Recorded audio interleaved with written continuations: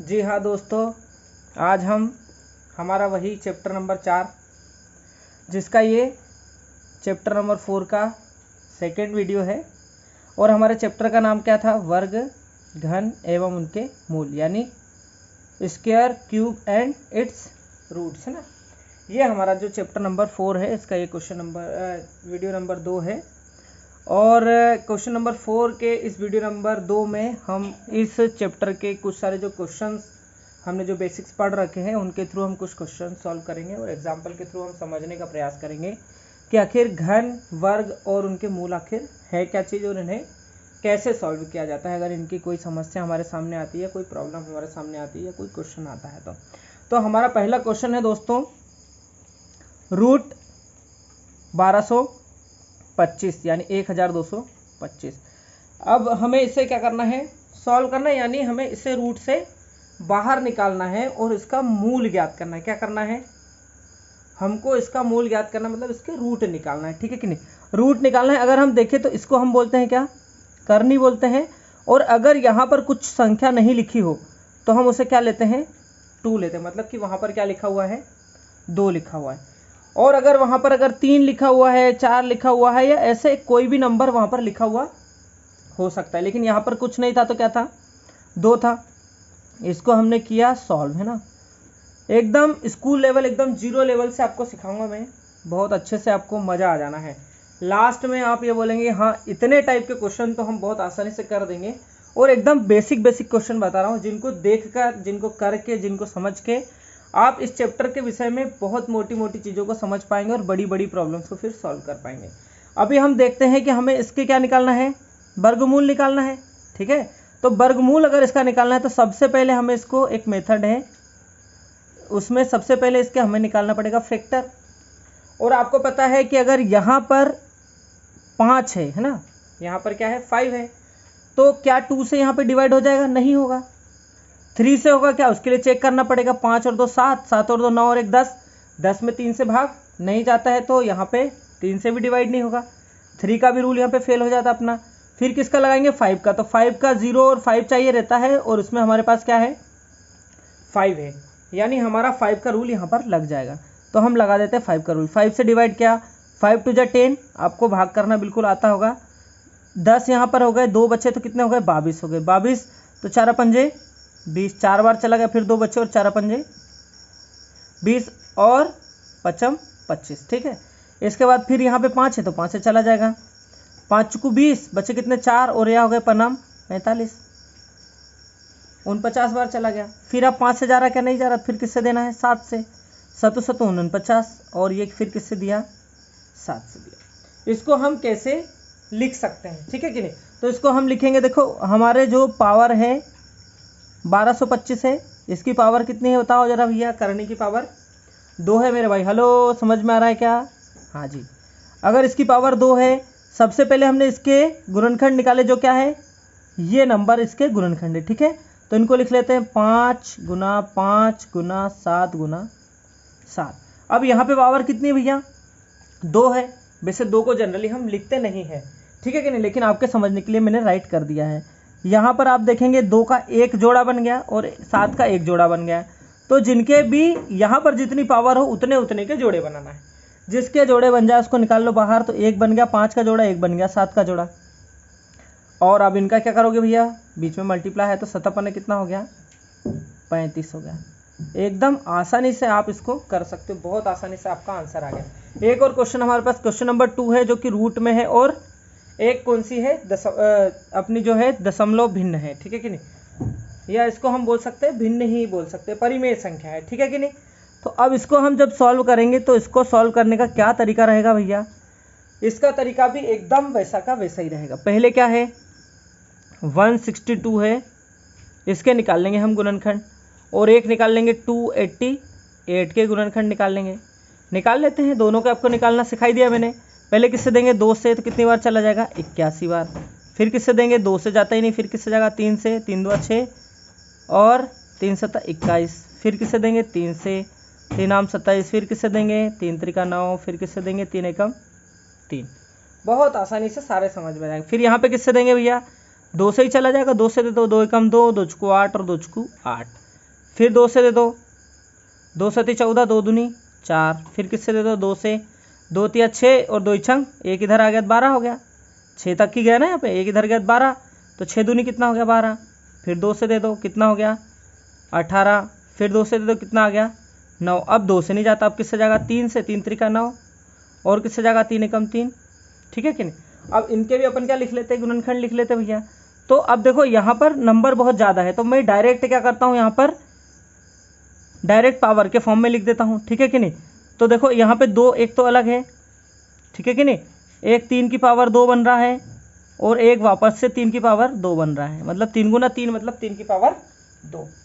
Upon में कर लेते क्योंकि अपने पास स्पेस कम है। यहाँ पर देखिए 1 2 की पावर 2, यहाँ पर पूरे पे करनी लगी है ना, 2 की पावर 2, फिर यहाँ पे 2 की पावर 2, फिर यहाँ पर 2 एक अलग ही बच रहा है, और यहाँ पे क्या बच रहा है 3 की पावर 2, यहाँ पर लिख देता हूँ, ठीक है। अब देखो जिनकी पावर 2 है उनको निकाल लेते बाहर, तो यहाँ पे पावर क्या है 3 की पावर 2 है, इसको निकाल लिया बाहर, यहाँ पर 3 की पावर 2 है, इसको भी निकाल लिया बाहर, बचा क्या करनी 2, दोनों को सेपरेट सेपरेट करने में लिख लेते, ठीक है कि नहीं।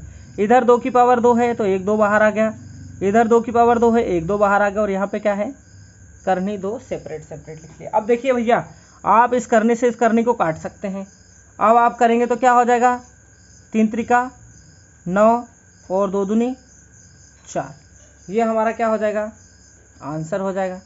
चाहो तो आप इसको और थोड़ा सा कर लो, 4 दूनी 8 1/4, इसको आप ऐसे भी लिख सकते हैं।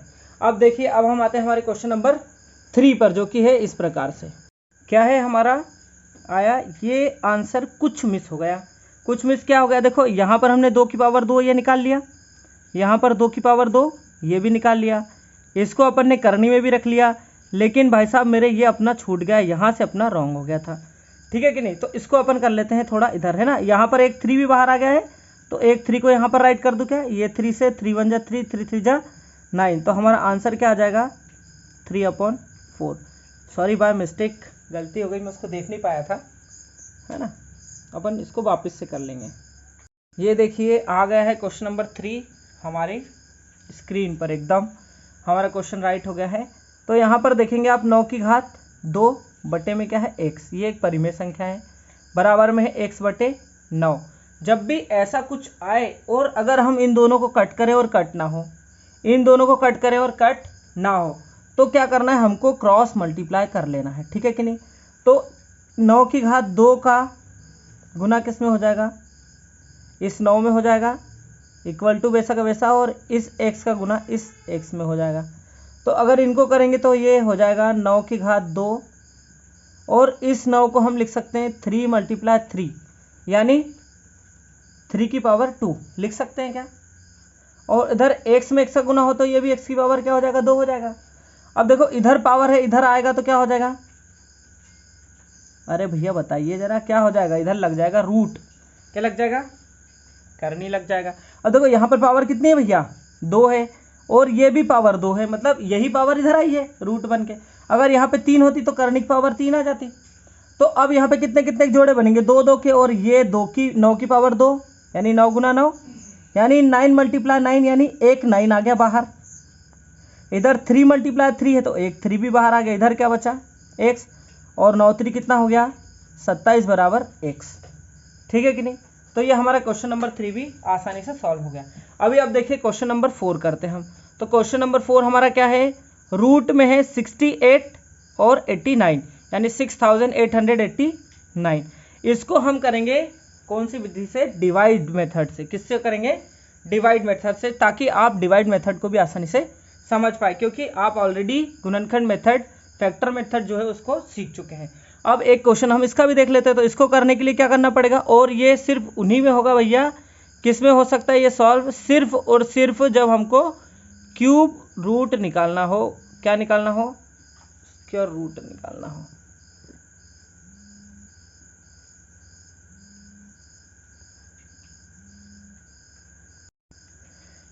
इस मेथड का यूज़ हम तभी कर सकते हैं डिवीज़न मेथड का, जब हमको स्क्वायर रूट निकालना हो। तो इसका हमको करनी से इसको बाहर निकालना, या इसका स्क्वायर रूट निकालना या इसको हल करना, बात एक ही है। आप या तो फैक्टर मेथड से कर लो या डिवीजन मेथड से कर लो। तो अभी हम देखेंगे इसको कौन सी मेथड से, डिवीजन मेथड से देख लेंगे भैया। तो डिवीजन मेथड में हमको सबसे पहले क्या करना रहता है, नंबर लिखना रहता है और इसको इस टाइप से राइट करना रहता है, ठीक है कि नहीं। ऐसा राइट करके सबसे पहले हम इसमें क्या करें, जब हम लेंगे स्क्वायर रूट तो हम बनाएंगे इधर साइड से 1 2 नंबर और 1 2 नंबर के हम बना लेंगे पेयर, यानी जोड़े बना लेंगे। और सबसे पहले वाले जोड़े को हम देखेंगे, क्या देखेंगे, स्क्वायर देखेंगे, किस नंबर का स्क्वायर इसके पास में आता है। तो अगर हम 2 का स्क्वायर देखेंगे तो 2 का स्क्वायर 4 होता है। अगर हम देखेंगे 3 का स्क्वायर तो 9 होता है, 4 का स्क्वायर 16 होता है, 5 का स्क्वायर 25 होता है, 6 का स्क्वायर 36 होता है, 7 का स्क्वायर 49 होता है और 8 का स्क्वायर 88 64। यानी किसके पास है ये, 8 के स्क्वायर के पास, यानी 88 कितना हो गया 64। अब इसमें क्या करना है भैया, माइनस कर देना आप। तो 68 में से 64 माइनस होगा तो क्या हो जाएगा, 4 बचेगा, ठीक है कि नहीं। कितना बचेगा, 4 माइनस यहाँ पर आए।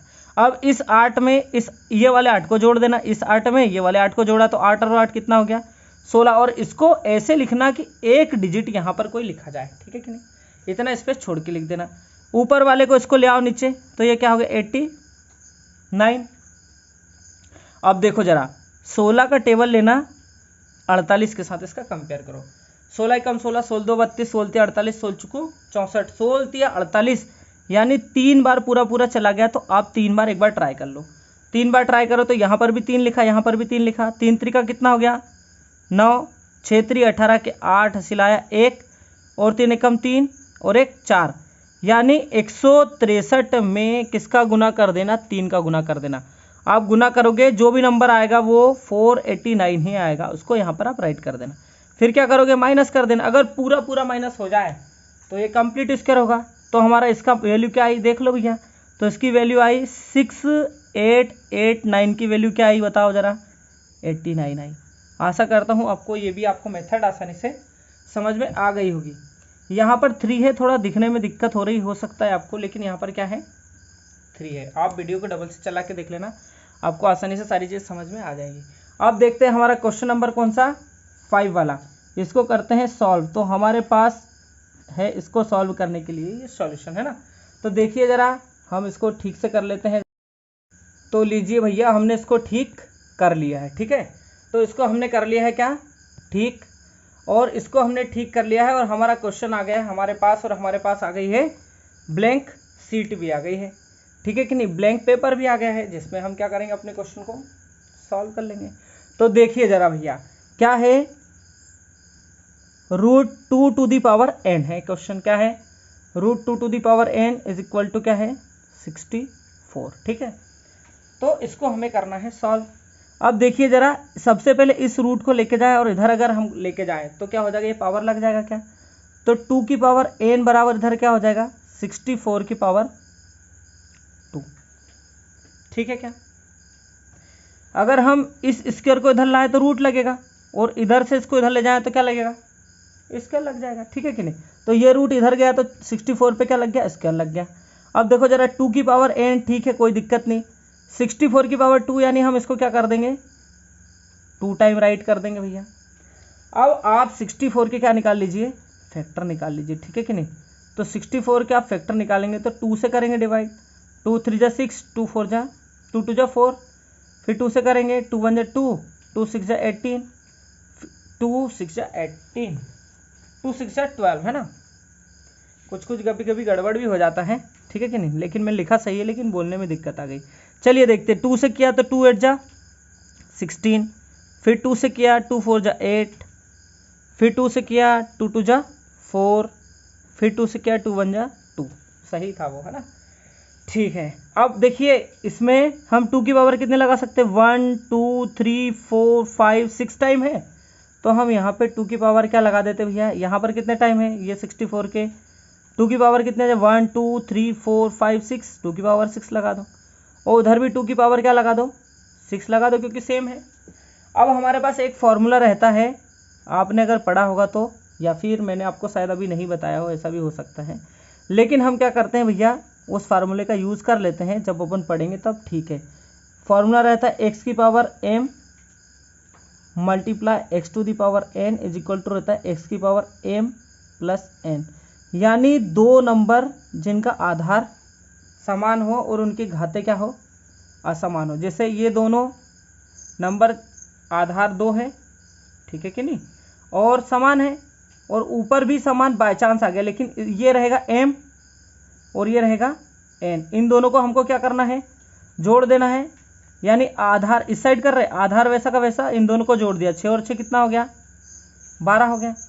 अब देखो इन दोनों के आधार सेम है तो अपन तुलना कर लेते हैं किसकी, तो आधार सेम है तो हम इन नंबर की तुलना कर लेंगे। तो n बराबर क्या आ गया, 12 आ गया। ये हमारा क्या आ गया, आंसर। आशा करता हूँ आपको आसानी से समझ में आ गया होगा। अब हमारे पास है क्वेश्चन नंबर 6। ये महाभयंकर और महाप्रलयकारी क्वेश्चन है, किसी को समझ में आता ही नहीं है। तो देखो जरा कितना आसान है, देखने से बस थोड़ा सा क्या है, डिफिकल्ट लगता है। क्यों लगता है, क्योंकि अपन ने पढ़ा नहीं है। तो आप पढ़ लेते हैं भैया। ये क्या है, 3√2 अपॉन में क्या है, 2√3। जहां पर भी ऐसी समस्या है, सबसे पहले ये नीचे वाला जो नंबर है यहाँ पर रूट आता है, इसको हटाना है, अपना यही काम रहना चाहिए। तो इसका हम क्या करेंगे भैया, इसका कर लेंगे हर का परिमेयकरण। क्या कर लेंगे, हर का परिमेयकरण। कर लो जरा, हर का परिमेयकरण मतलब इस संख्या का गुना और भाग करना अपने को। इन दोनों को कट कर देंगे तो 1 भी आ जाएगा, मतलब रिवर्स भी अपना सही है। कर लो इसका मल्टीप्लाई, तो इधर करेंगे तो 3 में तो इसका मल्टीप्लाई होगा नहीं, लेकिन रूट में रूट का हो जाएगा, तो ये कितना हो जाएगा, √6 हो जाएगा। और इसमें इसका करेंगे तो होगा नहीं, तो 2 तो वैसा का वैसे ही रहेगा, लेकिन 3 में 3 का होगा तो क्या आ जाएगा, ये 3 आ जाएगा।